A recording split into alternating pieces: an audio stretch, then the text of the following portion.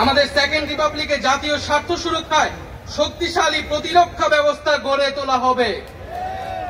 ভেঙে পড়া রাজনৈতিক, সামাজিক, অর্থনৈতিক ও সাংস্কৃতিক প্রতিষ্ঠানগুলো পুনরায় গড়ে তোলা ও তাদের গণতান্ত্রিক চরিত্র রক্ষা করা হবে আমাদের রাজনৈতিক অগ্রাধিকার।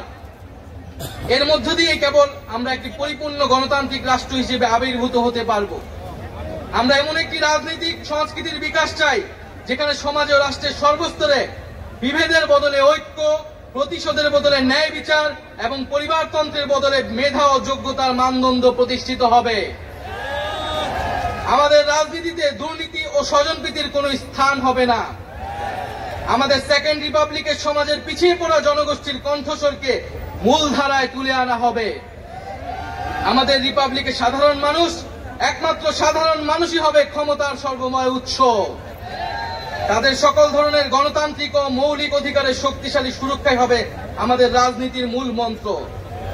আমরা রাষ্ট্রে বিদ্যমান জাতিগত, সামাজিক, লিঙ্গীয়, ধর্মীয় আর সাংস্কৃতিক মূল্যবোধ ও বৈচিত্র্য রক্ষার মাধ্যমে একটি বৈচিত্র্যপূর্ণ ও সমৃদ্ধ সমাজ বিনির্মাণ করতে চাই।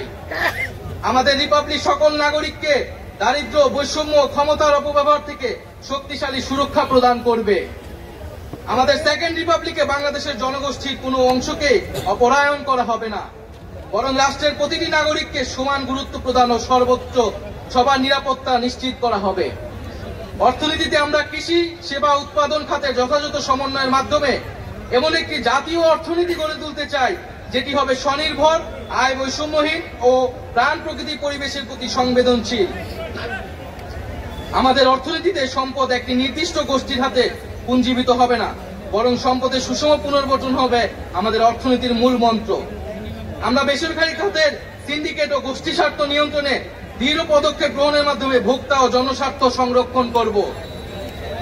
অর্থনৈতিক অগ্রগতির মাধ্যমে এই অঞ্চলের একটি শক্তিশালী রাষ্ট্র হিসেবে মাথা উঁচু করে দাঁড়াতে আমরা আঞ্চলিক সহযোগিতা ও আন্তর্জাতিক অংশীদারিত্ব নিশ্চিত করব এবং বিজ্ঞান ও প্রযুক্তি খাতে জোর দিয়ে উদ্ভাবনী সংস্কৃতি গড়ে তোলার মাধ্যমে একটি টেকসই আধুনিক অর্থনীতি গড়ে তুলব।